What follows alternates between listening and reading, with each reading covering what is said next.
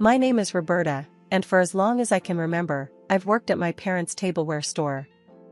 We sell everything from fancy dinner plates to the kind of mugs you use for your morning coffee. It's a family business through and through. The day everything started to change was just like any other, except for when Mrs. Wilson from the bakery next door stormed into our store. She had this way of busting in like she owned the place. "John," she bellowed, not even a foot into the shop. "I need to speak with you, now." Her voice could slice through concrete. I was rearranging some ceramic teapots we'd just got in, but I paused to watch the scene unfold. Dad wiped his hands on his apron and shot me a look that said, "Here we go again." "Sure thing, Beverly. What's stirring?" Dad always tried to stay cheerful around her, but you could tell he was bracing himself. Mrs. Wilson glanced around, her eyes finally landing on me. "This is family business, Roberta. Mind giving us a minute?" Her tone rubbed me the wrong way, but I shrugged it off and wandered over to the other side of the store, pretending to fix an already perfect display of dinner sets. I wasn't trying to eavesdrop, but their voices carried over the shelves. "I'll cut to the chase, John. My bakery and your store have been neighbors for years. It's time we think bigger. What do you say to merging our businesses?" Her voice was all business, serious. Dad coughed, a little taken aback. "Merge, huh? That's a hefty suggestion, Beverly. What's got this idea in your head now?" "Not just that," she continued, lowering her voice so I had to strain to hear. "I think our kids could make this even more beneficial. If Roberta and Lucas were to tie the knot, it'd solidify the deal." I almost dropped a teapot. Mary Lucas? The Lucas I knew was her son, sure, but he was 10 years older than me, and we'd barely exchanged 2 words, despite being neighbors. I peeked around the aisle and saw Dad scratching his head, clearly in deep thought. "Lucas is a good lad, and Roberta's a bright girl," Dad finally said. "But marriage? They hardly know each other, Beverly. They'll get along. Trust me. Plus, it makes good business sense, doesn't it?" There was a sharpness in her voice, like she was used to getting her way. Dad nodded slowly. "I'll talk it over with the missus. And Roberta, of course." When Mrs. Wilson left, Dad called me over. "Roberta, you heard all that, didn't you?" I nodded, not sure what to make of it. "She wants to merge the store and the bakery, and she wants me to marry Lucas?" "Yeah," Dad sighed, rubbing his temples. "What do you think? I know it's a lot to take in." Marrying for business sounded like something out of an old movie, not something I'd ever imagined for myself. I don't know, Dad. Lucas seems nice, but marry him? Just like that? You should meet him, properly this time. See if you two click. No pressure to decide right now. We'll take this step by step. Lucas and I spent the next few months getting to know each other. I found that he wasn't just well-mannered, he had a genuine side to him that cared about the business as much as his mother did, but in a less overbearing way. Our conversations often drifted from business to personal, which made the whole situation seem less like a contract and more like a potential relationship. The wedding planning, though, that was a whole other beast. Mrs. Wilson, my soon-to-be mother-in-law, took over everything. From the cake from her bakery to the decorations that looked like they belonged in one of her display windows. One afternoon, as we were going over the guest list, she barged into the room with a stack of invitations so thick you'd think we were summoning the whole town. "Roberta, dear, I've added a few names to your guest list. People important to our business. It's crucial they're there," she announced, dropping the stack on the table with a thud that made me jump. I bit my tongue, not wanting to start a fight. Lucas saw this and squeezed my hand under the table. "We'll sort it out, Robbie. It's our day, remember?" The day of the wedding was a blur. I stood at the back of the hall in my dress, feeling more like a prop in Mrs. Wilson's grand business scheme than a bride. My dad came up to me, his smile a little forced. "You look beautiful, Roberta. Ready?" he asked, offering his arm. I nodded, taking a deep breath. "Let's do this." The ceremony went by in a rush, and before I knew it, Lucas and I were pronounced husband and wife. The reception was loud, filled with Mrs. Wilson's guests, who talked more about the potential of our joint ventures than our nuptials. The merger was completed soon after the wedding. Both shops were knocked into one big space, with a section for the bakery and another for the tableware. The first day we opened the combined store, Mrs. Wilson was everywhere, directing staff like a general. "Roberta, dear, make sure those plates are aligned with the pastries. Symmetry sells," she called out across the store. I adjusted the plates, trying to follow her exacting standards. Lucas was in the bakery section, trying to coordinate with the bakers. "Make sure those scones are fresh. Roberta, how's it going over there?" he shouted over the noise. "Trying to keep up with your mom's symmetry mantra," I shouted back, a hint of frustration in my voice. But as weeks turned into months, the workload only got heavier. Between running the front of the store, helping in the bakery, and all the paperwork, I found myself unable to keep up with my college classes. "Roberta, you're running a business now, you won't need that degree. This is your life," Mrs. Wilson declared one evening, her tone dismissive as if the matter was already decided.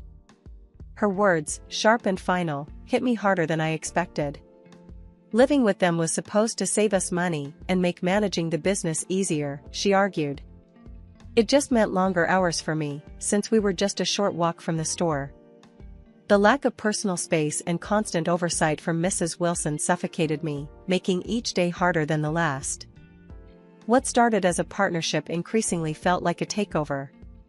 Meanwhile, I noticed something else that troubled me more than I expected. My dad was around less and less. One particularly busy Tuesday morning, as I was setting up the store before opening, I couldn't help but feel the emptiness of his absence. It used to be that he'd be here by now, sharing a joke or two to kick off the day. Instead, it was just me and the clinking of ceramics. That evening, after a long day of dealing with customers and Mrs. Wilson's incessant directions, I visited my parents. The air in their living room felt heavier than usual, like there were words hanging in it that no one dared to speak. "Dad, why aren't you at the store much anymore?"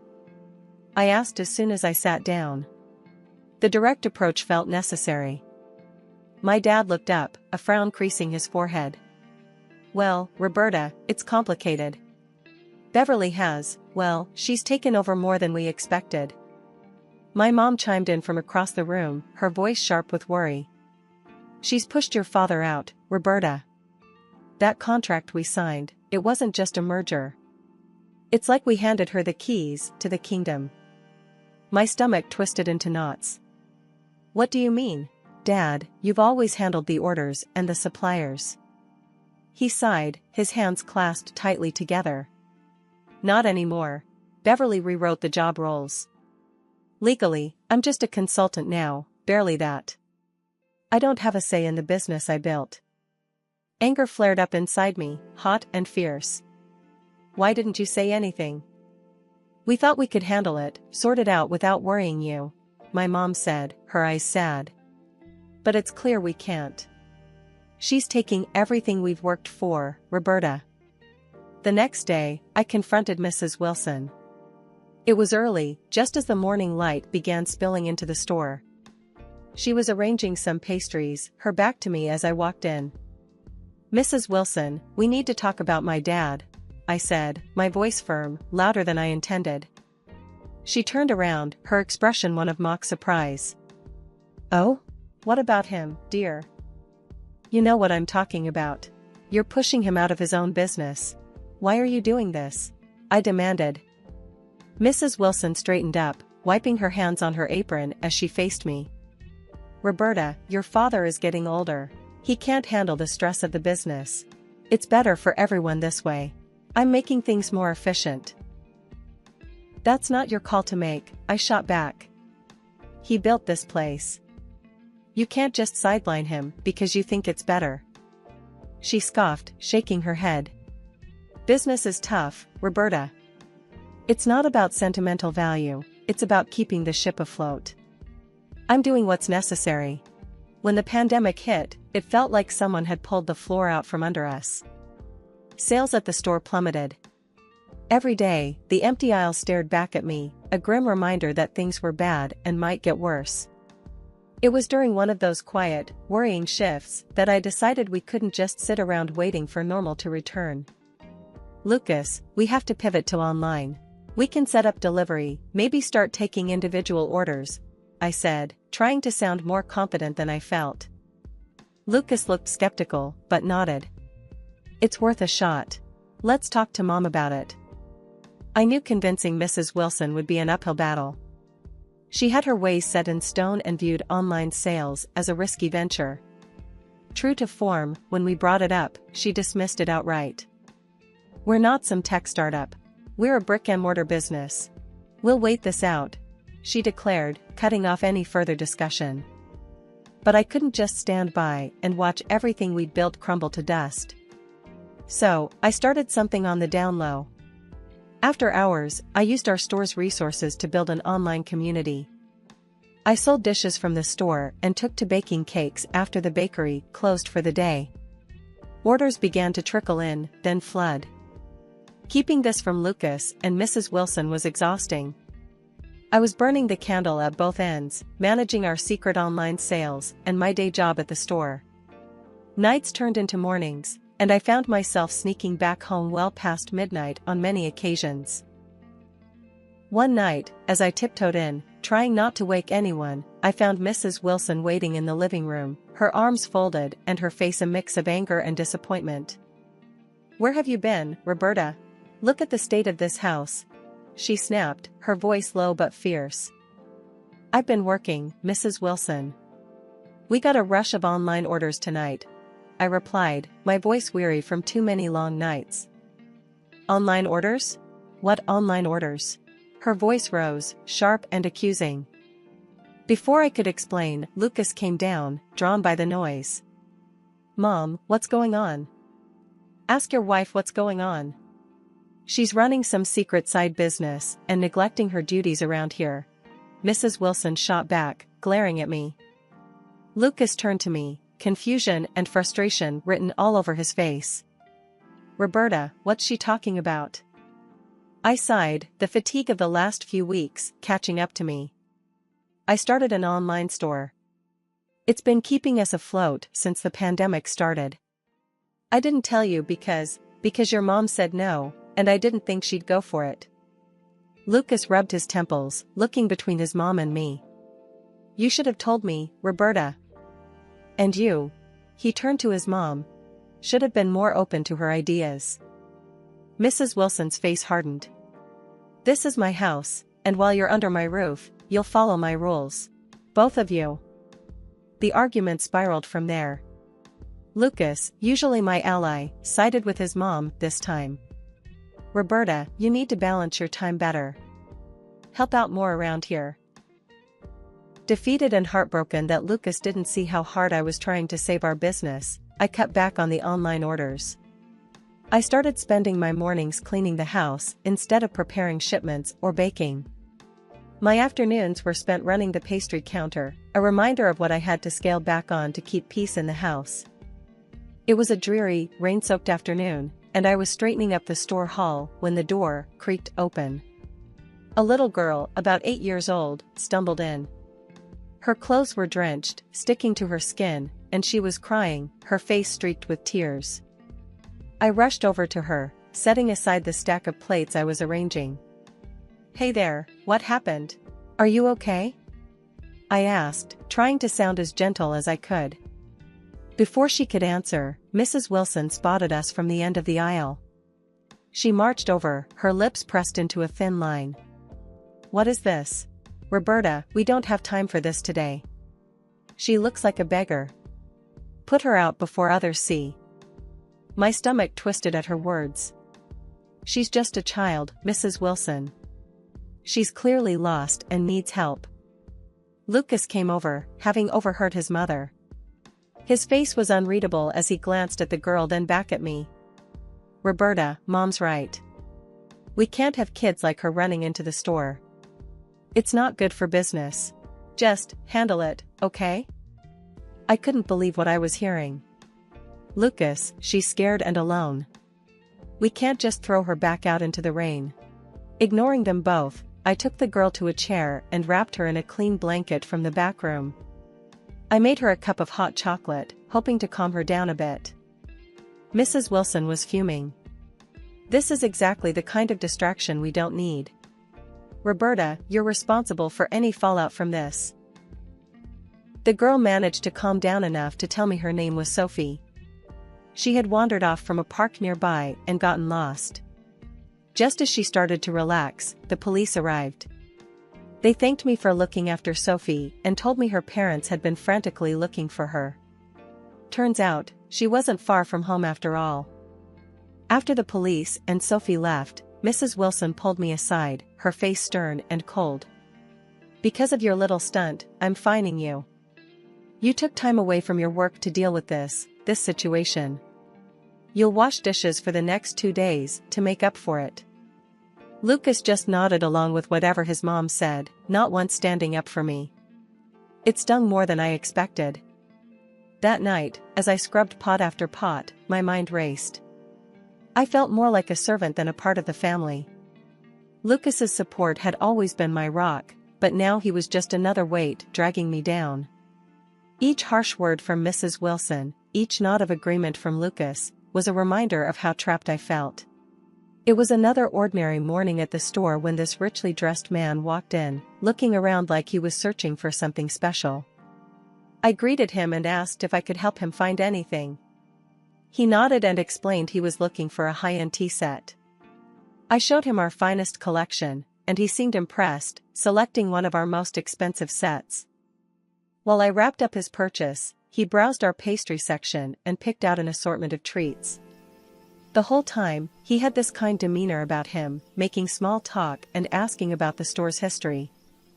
After ringing up his purchases, he thanked me and then paused, his expression turning a bit more serious.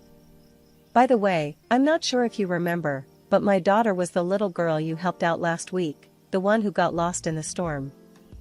I was taken aback, not expecting this twist. Of course, I remember. She was such a brave little girl. I'm glad I could help her. He smiled warmly and handed me his business card. Well, I'm really grateful for what you did. If you ever need anything, advice, or help with anything at all, just give me a call, he said. I looked at the card and noticed he was a lawyer, Mr. Hayes. That caught my attention, considering the mess with the store and the merger. Actually, there might be something. Could we maybe talk about a legal matter? It's about the business my father used to own with my mother-in-law. Of course, he replied with an encouraging nod. Why don't you come by my office next week? We can go over everything in detail. I took him up on his offer, feeling a mix of relief and anxiety. At his office, I handed him the pile of documents my dad had signed years ago, the ones that merged our family store with my mother-in-law's bakery. He went through them carefully, his brow furrowing more with each page. After a long silence, Mr. Hayes looked up. There are several significant issues here. The contract has multiple violations that are quite concerning. I think we have a strong case if you want to challenge this. He offered to help me pro bono, to make things right, he said. I was overwhelmed but grateful. Thank you, I'd like that. It's just hard, you know? It's my husband's family too. He understood my hesitation. It's not just about business, it's about your life. You deserve to have control over that, and you're not alone in this fight.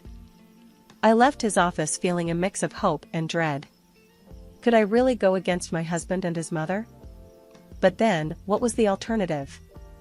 Living under Mrs. Wilson's thumb, watching the store my parents built from scratch being mismanaged? I walked into our house that evening, my mind still spinning from my meeting with the lawyer. I wasn't prepared for the scene that greeted me. The place was bustling, filled with guests laughing and talking, glasses clinking. I paused, taking it all in, when my mother-in-law, slightly tipsy, spotted me. There you are. Wandering the streets when you should be here serving your guests, she bellowed across the room. It's your anniversary, Roberta. Have you no sense of duty? I froze, my anniversary completely slipping my mind amidst the chaos of recent events. I'm sorry, I forgot. I stammered, feeling every eye in the room turn towards me.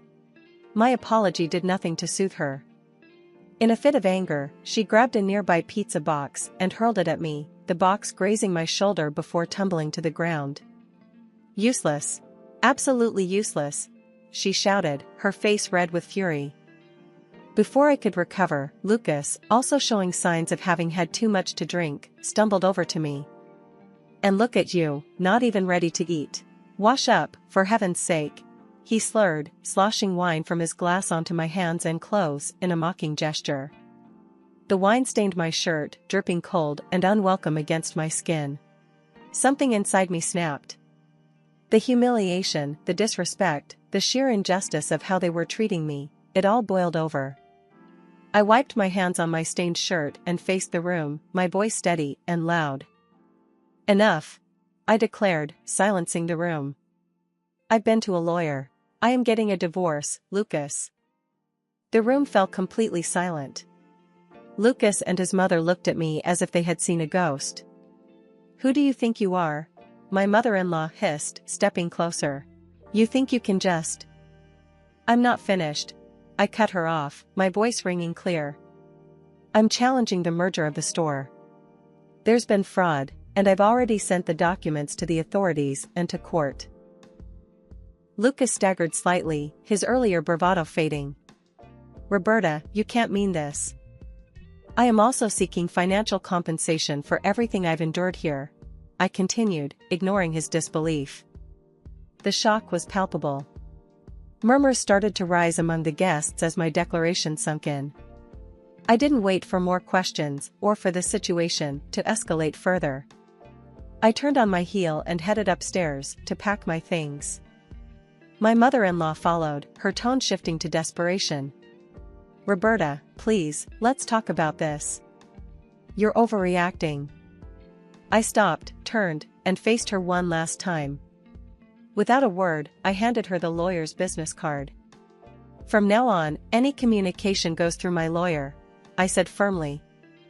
With that, I went to our room, my hands shaking, but my resolve firm. I packed quickly, only essentials, only what I needed to start anew. I finally moved out of my mother-in-law's house and into a small apartment across town. It felt like breathing fresh air for the first time in years. I was on my own now, but I wasn't alone, my dad was with me, and together we were fighting to take back what was rightfully ours. My lawyer, Mr. Hayes, worked tirelessly on our case. He was a bulldog in the courtroom, fighting against the fraudulent merger my mother-in-law had orchestrated years ago. It wasn't long before we received the news we had been hoping for. The court ruled in our favor. They found Mrs. Wilson guilty of fraud and overturned the merger. Additionally, they imposed a hefty fine on her and awarded me financial compensation. The compensation was just enough to buy out her share in the business, a combined bakery and tableware store that my dad and I once ran together. It felt surreal to stand in front of the shop, now fully ours again, without the shadow of Mrs. Wilson looming over us. Dad, we did it. It's ours again, I said, handing him the new keys to the store. We spent the next few weeks renovating the store, making it ours again. Every new coat of paint, every display rearranged, felt like reclaiming a piece of my soul that I had lost. Mrs. Wilson and Lucas were forced to find other jobs.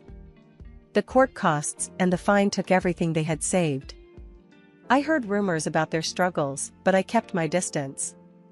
Lucas tried to reach out once or twice, but I didn't respond. That part of my life was closed. I was focused on the future now.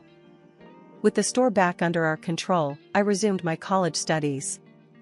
I enrolled in night classes, determined to finish my degree. Sitting in a classroom again, I felt hope, a stark contrast to the despair I had felt under Mrs. Wilson's roof. One evening, after closing the shop, my dad and I sat at one of the tables, sharing a pot of coffee. You know, Roberta, starting over like this, it's more than I could have asked for, Dad said, looking around the shop fondly. I feel the same, Dad. It's like I finally woke up from a long, bad dream. We have a second chance here, and I'm not going to waste it, I replied, feeling a strength in my words that I hadn't felt in years. We talked about plans for the future, new products we could introduce, holiday sales to prepare for, and community events we could sponsor. It was exciting, invigorating, and I loved every minute of it.